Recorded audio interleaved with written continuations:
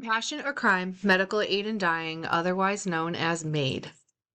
And just so you all know, this is the second time I've had to record this because I was crying so hard the first one. For the introduction, we are going to be talking about medical aid in dying or assisted suicide. Our overview, we are going to be discussing Dr. Jack Kevorkian. Was he an advocate or a murderer? Death with dignity and compassion. Dr. Jack Kevorkian, I remember being very young when he first hit the news. He was a doctor who helped people die, assisted suicide, in a very weird, not the greatest way. Marcia Angel, a former executive editor of the New England Journal of Medicine, has said the highest ethical imperative of doctors should be to provide care in whatever way best serves patients' interests, in accord with each patient's wishes, not with a theoretical commitment to preserve life no matter what the cost is suffering. The greatest harm we can do is to consign a desperate patient to unbearable suffering or force the patient to seek out a stranger like Dr. Kevorkian. Why medical assisted aid in dying isn't something that is allowed everywhere. I get that it's an ethical thing, but you're always going to find pros and cons for everything.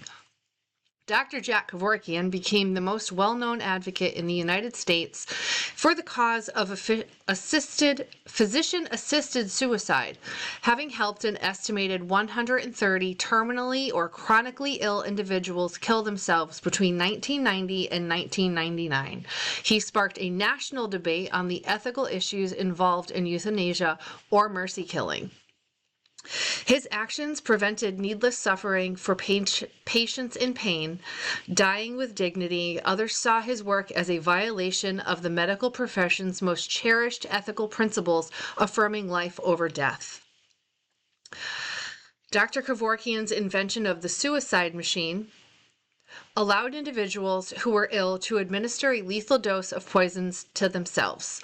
The machine, which he assembled out of $45 worth of materials, consisted of 3 dripping bottles that delivered successive doses of 3 different fluids. I'm not going to list the fluids because that's just weird, but if you follow the links in the works cited page, you'll be able to find the entire article. In 1992, Michigan legislature passed a bill outlawing assisted suicide designed specifically to stop Kevorkian's activities. In 1999, a jury convicted him of second-degree murder and illegal delivery of a controlled substance. He was sentenced in April of 1999 to 10 to 25 years in prison and spent 8 of them in prison and was paroled in 2007 after promising not to assist in any more suicides. Could you imagine if we did that with drug dealers?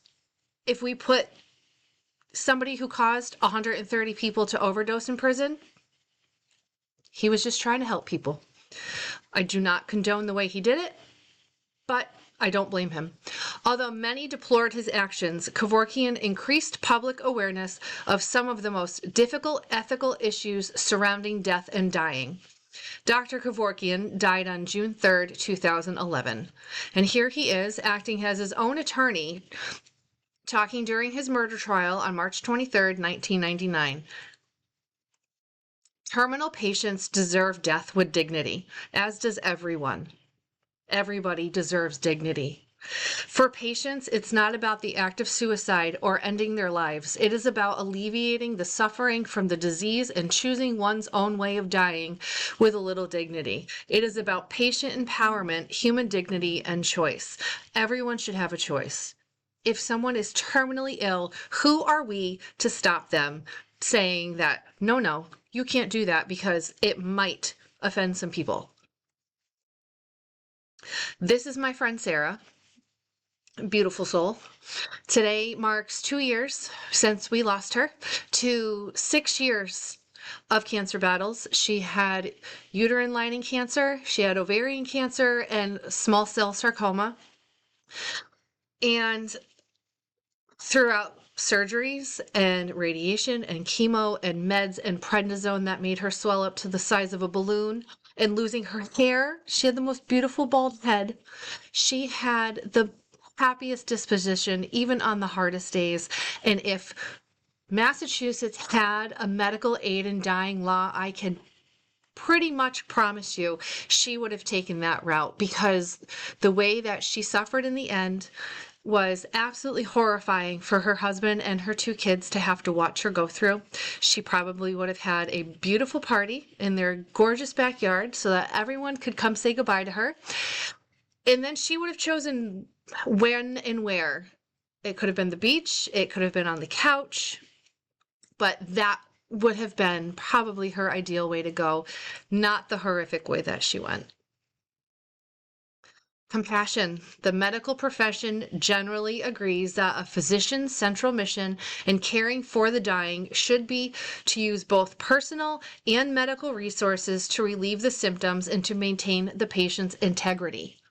The patient's integrity, not the doctor's integrity. The doctor, if he does not feel like it is something that he can support, he could probably refer to another doctor. Not every doctor is going to support medical aid in dying, but there's going to be a population that will. And those doctors that do not support it, instead of condoning and making patients feel shameful about dying, they should be referring to the doctors that are going to have the compassion and the comfort to say, you have a terminal diagnosis, you have 3 to 6 months. Let me help you. Let me make sure that you go out comfortably and in a way that you choose. According to Quill et al., we believe that hospice care is the standard of care in dying, and physician-assisted dying should be the measure of last resort. It should be rarely used when all other alternatives have been fully explored and found to be ineffective or unacceptable. But when a competent patient requests such assistance, direct aid in dying is one of the most profound and meaningful acts that a physician can perform. I agree. As caregivers, each of us draws moral lines around our responsibilities. But when a dying patient is rapidly deteriorating and requests our help in achieving a peaceful, dignified death, it is sometimes necessary for us to reconsider those boundaries.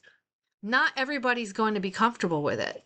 We need to step out of the box, dip our toe in those uncomfortable waters, and give the people that are truly suffering a chance to end it. The patient and the family may have no choices, but we do. The doctors, not me.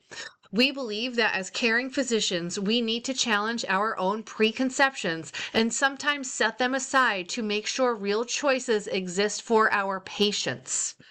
The patients, according to Quill et al. Again. Here we can see that in 1997, Oregon became the only state in the nation to allow assisted suicide. Under the Death with Dignity Act, terminally ill people with less than 6 months to live. Not everybody. 6 months. These people are going to die. And it's going to be uncomfortable, and it's going to be ugly, and it's going to be painful. And in 2025, we still have pro-assisted suicide picketers outside the U.S. Supreme Court. That my body, my choice that every woman has been dealing with for the last 150 years also applies here. Because man, woman, young, old, if you are a terminally ill human being, somebody has to have compassion somewhere. The naysayers. Opponents of MAID often contend that expending the end of a patient's life rejects the standard of ethical conduct contained in the Hippocratic Oath. The oath includes a commitment to use medical treatment to bring more benefit than harm to a patient. Some physicians and ethicists argue that practicing MAID undermines medical integrity.